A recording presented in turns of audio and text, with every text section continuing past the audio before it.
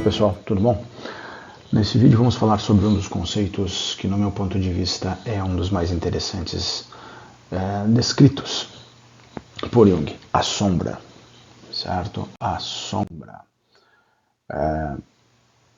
Entendo que Jung deve ter começado a dar uma roupagem nova para este conceito, que já permeia boa parte da sua escrita, mas acho que ele deu uma polida, talvez uma aprofundada no período logo após ter separado, né, o seu trabalho, a sua pesquisa do trabalho do Freud. Por que digo isso? Porque foi um momento onde durante 3 anos o Jung aprofundou, né, no seu mundo interior. E é exatamente neste aprofundar que nós nos deparamos então com esse elemento que é a sombra. Vamos entender um pouquinho, até porque é muito bacana. Nós vamos dar uma primeira falada sobre este assunto. Jung coloca que a sombra então é o centro, ela surge, tem sua origem no centro do inconsciente pessoal. Importante lembrar aqui, o Freud, quando ele descreve o inconsciente, ele faz de uma maneira que podemos compreender atualmente sendo um depósito, né? Uma caixa preta de avião, por exemplo, né? Compreensão moderna, atual. Os elementos são reprimidos, vão para lá e lá ficam, conseguem sair através então de algumas técnicas propostas pela psicanálise ou de atos falhos ou sintomas. Muito bem.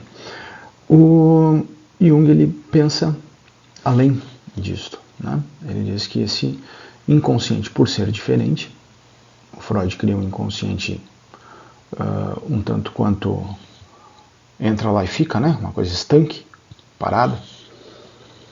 O Jung coloca força em movimento. Ele diz que o inconsciente é autônomo e dinâmico.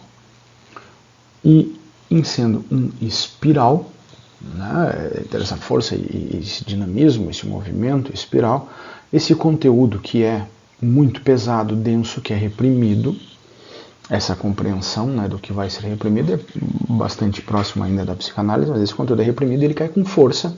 Então aquilo que é muito danoso à nossa consciência vai com força, né, cai com...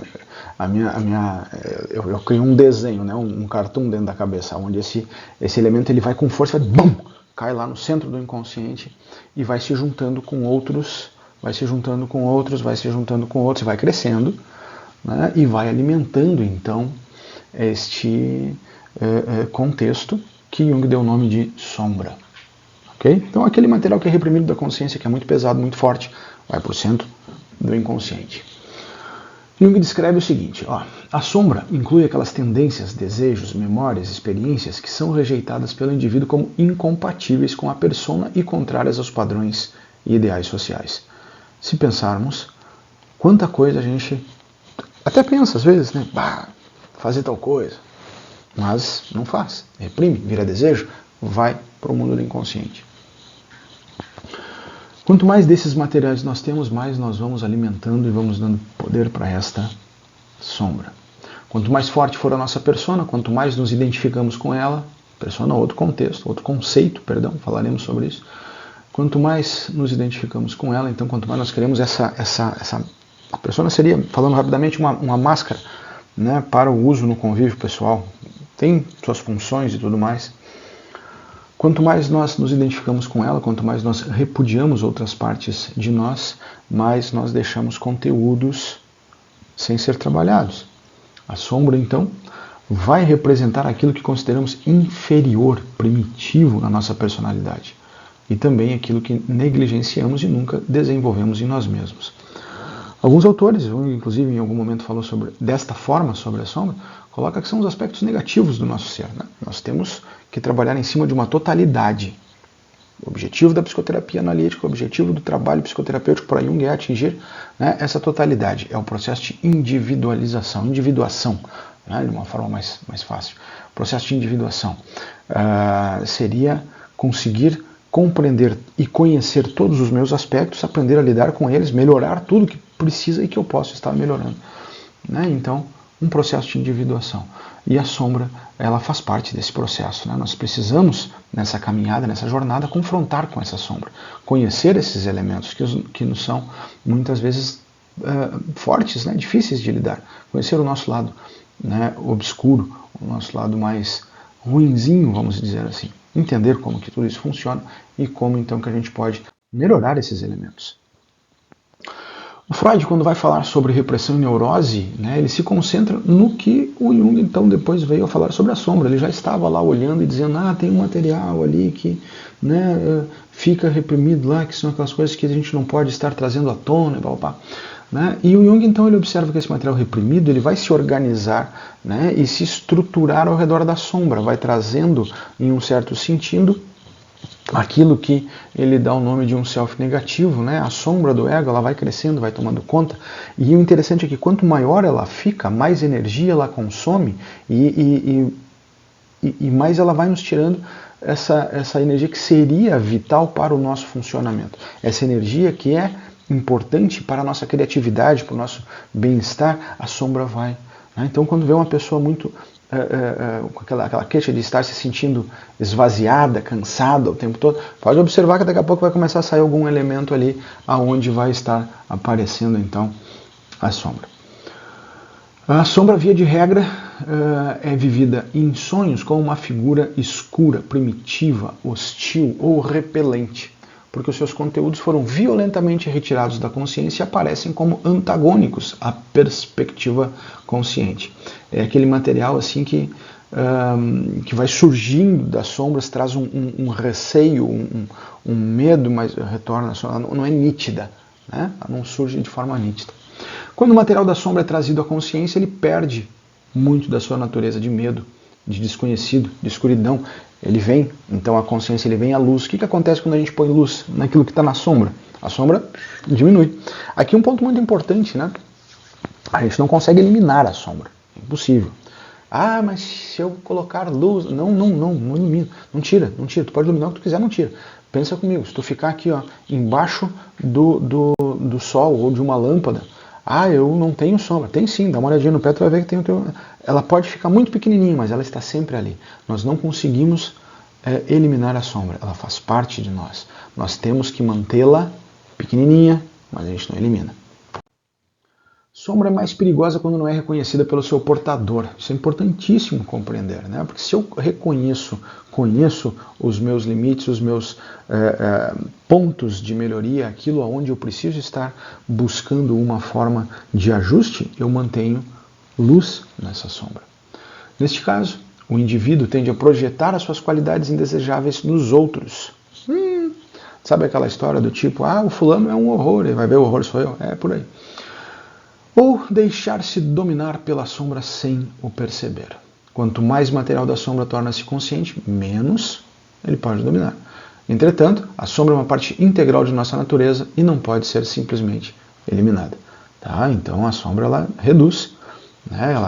É interessante que falando sobre o processo de individuação, nós temos lá os obstáculos ao processo. São um material bom para um próximo vídeo.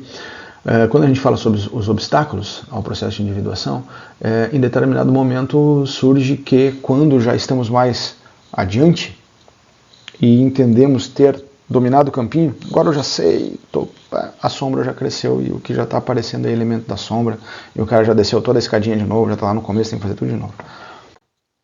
Uma pessoa sem sombra não é uma pessoa completa, mas uma caricatura bidimensional que rejeita a mescla do bom e do mal, a ambivalência presente em todos nós, o total, o completo. Analisando teoria, literatura, o único cara que conseguiu ficar sem a sombra durante um período foi esse rapaz aí de Malha Verde, né, o Peter Pan. E se assistiram à versão clássica do desenho, o desenho começa com o Peter correndo atrás da sua sombra para se sentir completo novamente. Né? Ele está muito triste porque está sem a sua sombra. E aí então ele acaba conhecendo as crianças, a Wendy costura a sombra de volta no pé dele e tudo mais. Então, mesmo o cara que conseguiu ficar sem a sombra fica se sentindo incompleto e corre atrás dela. Tá? É muito interessante que na literatura surgem elementos que têm toda uma proximidade com a teoria. Né? Recentemente foi lançada uma nova versão, uma nova adaptação, né? Uma nova releitura, não sei qual seria o nome adequado, agora em 2023, do Peter Pan. E por conta do avanço tecnológico, é mais simples de ver, é um filme, não um desenho, embora, na minha opinião, não chega aos pés ainda desse desenho da Disney, né? Embora antiquíssimo esse desenho, mas ainda é o melhor de todos. Mas voltando nesse mais moderno, por conta aí do avanço tecnológico, é possível em diversos momentos durante o filme observar a sombra do Peter tendo uma ação e o Peter tendo outra. Né? E isso representa exatamente esse movimento. A nossa sombra ela tem um formato diferente de agir, não é porque ela é nossa sombra que ela tem que fazer a mesma coisa que a gente faz. Pelo contrário, ela age de outras maneiras no nosso funcionamento. Mas é importante que nós tenhamos este conhecimento, saber como que isso funciona, como que isso age, a influência da sombra sobre a nossa vida, para começar a diminuir então essa influência e esse poder que a sombra pode ter. Cada porção reprimida da sombra representa uma parte de nós mesmos. Nós nos limitamos na mesma proporção que mantemos esse material inconsciente. Não sei se dá para ver, mas aqui no fundinho da imagem tem uma sombra. Tem um cidadão ali caminhando e a sombra dele. Esse cidadão é o Dr. Jekyll, outro elemento, então, da literatura que traz exatamente essa dualidade da sombra, né? Dr. Jekyll e Mr. Hyde, né? um romance lá do século XVIII, 19, já não sei, acho que 19. História interessantíssima que deu origem, inclusive, ao filme mais moderno, uma leitura mais moderna que a gente pode encontrar com o Jerry Lewis, ou mais moderno ainda com Ed Murphy, né? Que é o Professor Aloprado, onde o rapaz cria uma poção e essa poção faz com que ele se torne uma outra pessoa, e essa outra pessoa então tem esses elementos que são mais negativos à personalidade, enquanto ele sem essa poção, né, teria um outro tipo de comportamento. Então, mais uma vez aparecendo ali que a mesma pessoa tem dois polos, esses dois polos eles precisam estar trabalhando juntinhos, né, e não em separado. À medida que a sombra se faz mais consciente, recuperamos partes previamente reprimidas de nós mesmos. Além disso, a sombra não é apenas uma força negativa na psique. Aqui uma coisa muito importante. A sombra é um depósito de considerável energia instintiva, espontaneidade e vitalidade, fonte principal de nossa criatividade.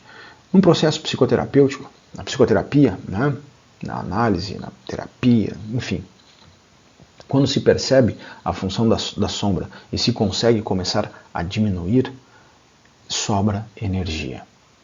Sobrando energia, o sujeito se torna mais criativo. Ele tem vontade de fazer outras coisas. É a hora de começar a canalizar esta energia em outras ações, em outras formas, né? Inclusive aprender coisas novas ou enxergar de forma diferente o mundo ao qual ele está inserido. É extremamente importante e rico observar esse momento onde a vitalidade e a criatividade começa a sobrar. Assim como todos os arquétipos, a sombra é um arquétipo? A sombra se origina no inconsciente coletivo e pode permitir acesso individual a grande parte do valioso material inconsciente que é rejeitado pelo ego e pela persona.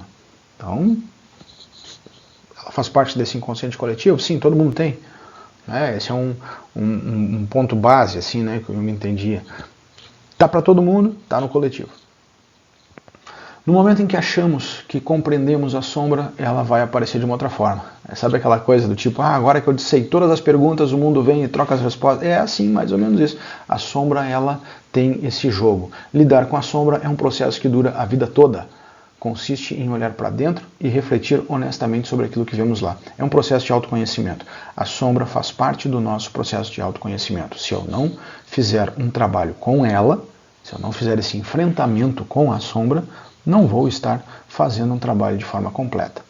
Muito importante isso. Último toquezinho aqui, né, do tio Jung, não há despertar da consciência sem dor. As pessoas farão de tudo, chegando aos limites do absurdo, para evitar enfrentar a própria alma, a sombra. Ninguém se torna iluminado por imaginar figuras de luz, mas sim por tornar consciente a escuridão. Aqui ele está falando sobre esse processo de individuação, esse processo de se tornar completo, de buscar essa totalidade e enfrentamento da sombra. Uma outra frase que ele tem que eu acho maravilhosa é que árvore nenhuma toca aos céus sem ter raízes profundas o suficiente para tocar os infernos. Ok? Falamos rapidamente hoje sobre sombra, aprofundaremos esse assunto em outro momento. Um grande abraço, até logo!